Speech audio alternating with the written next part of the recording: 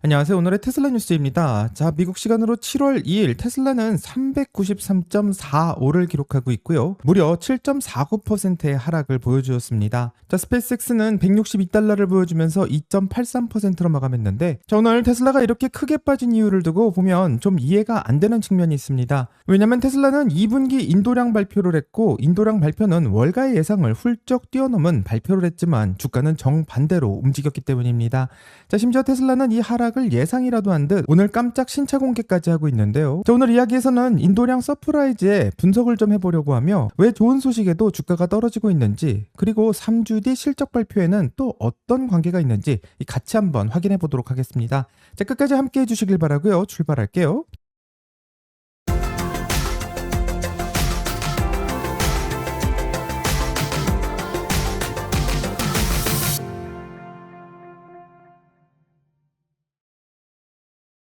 자, 테슬라 이야기를 하기 전 오늘 시장 전체의 흐름을 한번 살펴본다면, 미국에서 발표된 6월 고용 지표에서 신규 고용은 5만 7천 명이 늘어난 것으로 나오게 되었습니다.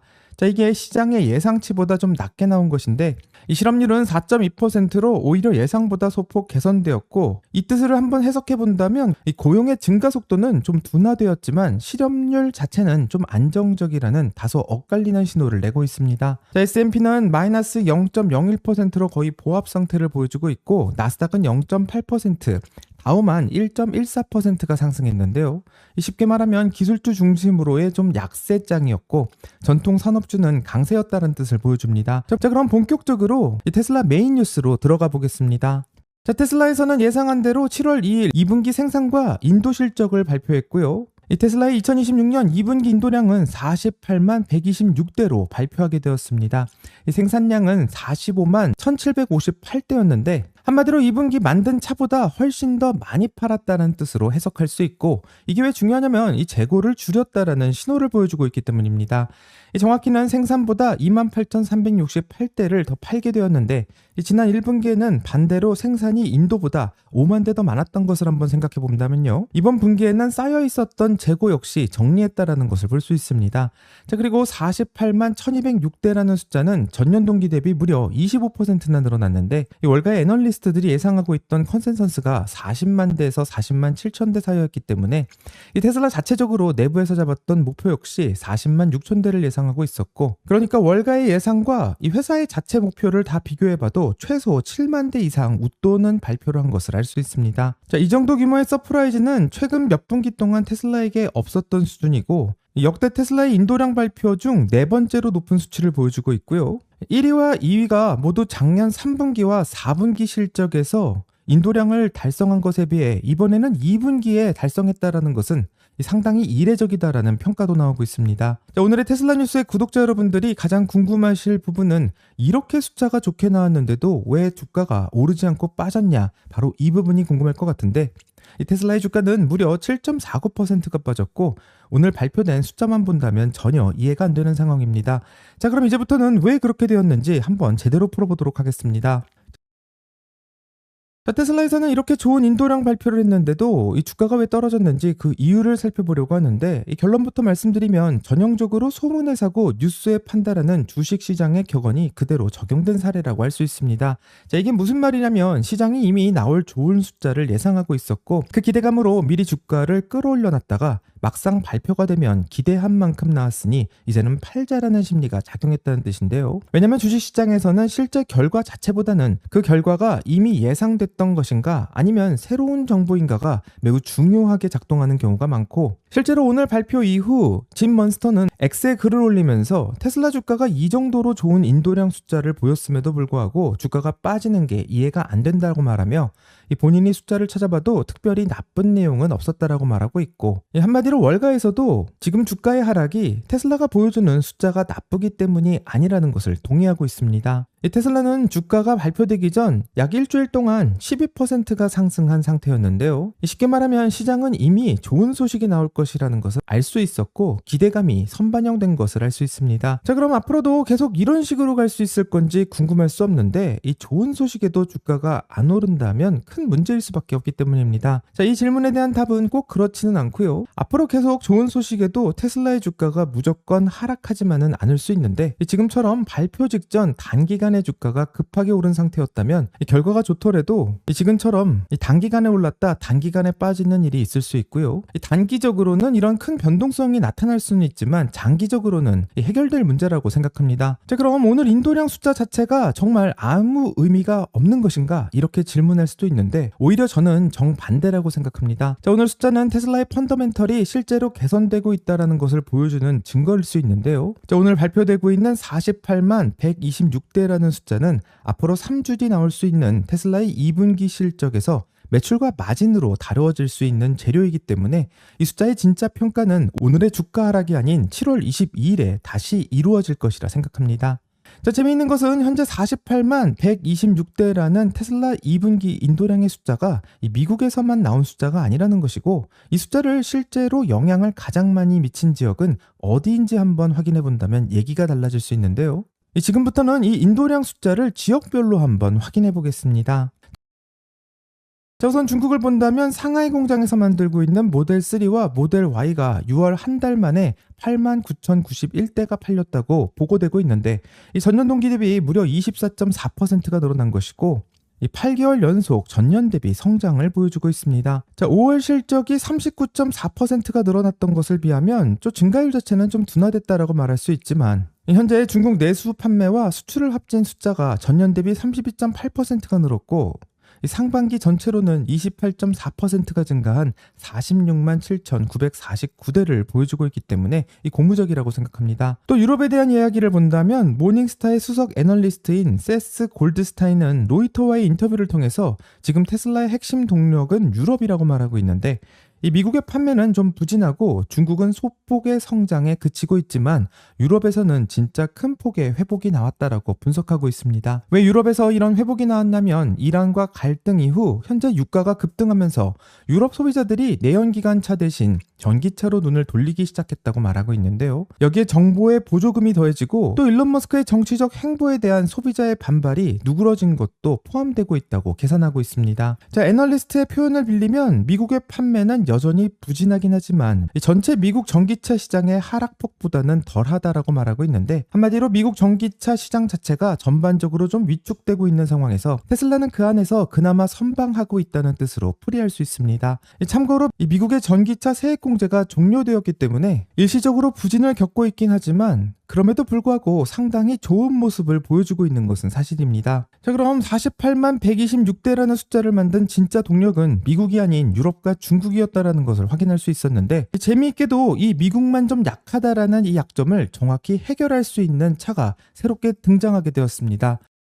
자, 미국에서는 조용히 모델 YL, 바로 롱휠 베이스 모델의 모델 Y를 출시한다라고 선언했는데요. 바로 6인승 3열 모델이고 이 타이밍이 매우 흥미로울 수밖에 없는 이유는 이 차가 겨냥하고 있는 것이 바로 미국의 판매가 부족하다라는 지적이 나오고 있는 그 시점이기 때문입니다. 현재 테슬라가 모델 S와 모델 X의 생산을 끝내면서 3열에 5명 넘게 태울 수 있는 대형 SUV의 자리가 테슬라 라인업에서 완전히 비어있게 되는데 이 테슬라 7인승 옵션도 있었지만 실제로 사용하기에는 매우 불편하다라는 평가가 나왔었고 이제 테슬라의 모델 YL이 출시되면서 이 휠베이스와 전체 길이를 늘려서 이 문제를 정면으로 해결한 모델가 나왔고 모델 X의 빈자리를 대체할 것으로 생각합니다. 자, 그럼 이 차가 정말 대가족을 위한 차인지 궁금할 수 있는데요. 스펙을 한번 보게 된다면 2열에 독립형 캡틴 시트를 가지고 있고 열선과 통풍, 전동 암레스트도 들어가고 3열에도 열선 시트에 전동 리클라이닝 그리고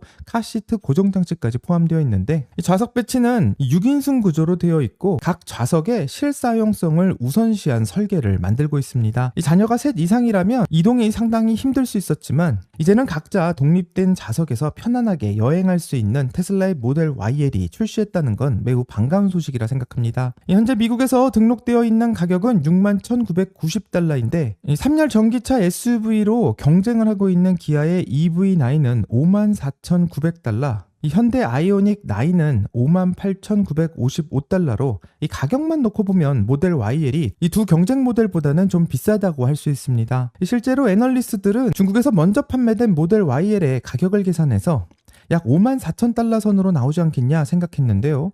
현재 출시된 가격은 이보다 훨씬 높게 나온 것은 사실입니다. 자, 그럼 이거 비싸서 많이 안 팔리는 게 아닌가 이렇게 생각할 수도 있는데, 지금 나오고 있는 61,990달러짜리는 런치 시리즈라고 부리는 이 최상위 풀옵션 트림이고, 이 테슬라가 신모델을 낼 때 늘 써왔던 방식인데요. 가장 비싼 풀옵션을 먼저 열어서 초기 수요를 흡수하고 그 다음에는 좀 상대적으로 저렴한 기본 트림을 순차적으로 내놓는 방식입니다. 자, 그러니까 지금 모델 YL이 너무 비싸다라고 결론 내리기보다는 앞으로 나오게 될 보급형 트림에서 실제로 가격이 어디까지 내려오는지, 정말 애널리스트의 말처럼 54,000달러까지 내려오는지를 확인해보는 게 중요하다고 생각한데요. 정말 55,000달러 이하의 6인승 모델 YL이 미국에서 얼마나 선풍적인 인기를 끌지 궁금할 수밖에 없습니다. 자, 재미있는 것은 이미 검증된 시장이 있는데요. 한국에서는 4월 8일 서울 여의도 쇼룸에서 이미 모델 YL의 판매를 시작했었고, 공식 홈페이지 기준 사전 주문량은 무려 6만 대까지 접수되었다라는 보도가 있었습니다. 테슬라의 모델 YL은 중국에 먼저 출시됐었고 호주와 뉴질랜드를 거쳐 가장 늦게 미국에서 출시되게 되었는데, 그만큼 해외 시장의 반응의 데이터는 이미 쌓여있는 것으로 확인할 수 있습니다. 재미있게도 올해 1분기 미국에서 팔린 전기차 3대 중 한 대가 테슬라의 모델 Y였는데, 그동안 테슬라 모델 Y를 사고 싶어도 자녀가 여럿이기 때문에 고민하셨던 분들에게는 앞으로 모델 YL이 그 고민을 덜어줄 수 있을 거라 생각하기 때문에 이제부터 그 수요를 확인해 봐야 될 거라 생각합니다. 자, 많은 분들이 아마 궁금하실 것은 결국 오늘 인도량 서프라이즈를 기록해도 별 의미 없는 게 아니냐 생각할 수 있고, 신차도 공개했는데 주가가 이렇게 떨어지는 것을 본다면 테슬라는 앞으로 큰 주가 상승은 없을 거다 이렇게 단언하실 수도 있습니다. 하지만 오늘 발표에서 상대적으로 덜 주목받은 숫자가 하나 있는데, 이게 사실 테슬라를 지금 어떤 시선으로 봐야 되는지에 대한 훨씬 중요한 힌트가 될 수 있기 때문에 확인해 봐야 되는데, 그것은 바로 테슬라의 에너지 저장 사업입니다. 자, 이번 분기 에너지 저장 장치량이 13.5GWh로 나왔는데요. 작년 같은 분기 9.6GWh와 비교하면 무려 40%가 늘어난 겁니다. 자, 이게 오늘 자동차 인도량이 25% 성장한 것보다는 훨씬 더 높은 수치를 보여주고 있는데, 쉽게 말하면 에너지 사업이 자동차보다 오히려 더 빠르게 크고 있다는 것을 보여주는 것이고, 참고로 전분기 8.8GWh 대비로는 53%가 늘었으며 역대 최고 분기였던 작년 4분기 14.2GWh와는 살짝 못 미쳐서 아쉽지만 역대 2위 기록을 보여주고 있습니다.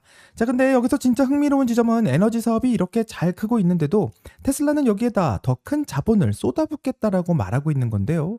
올해 계획하고 있는 설비 투자의 규모를 보면 그 답이 나오게 됩니다. 테슬라는 2026년 한 해 동안 250억 달러 넘는 돈을 쓸 계획이고, 작년 85억 달러와 비교하면 거의 3배 늘어나고 있습니다.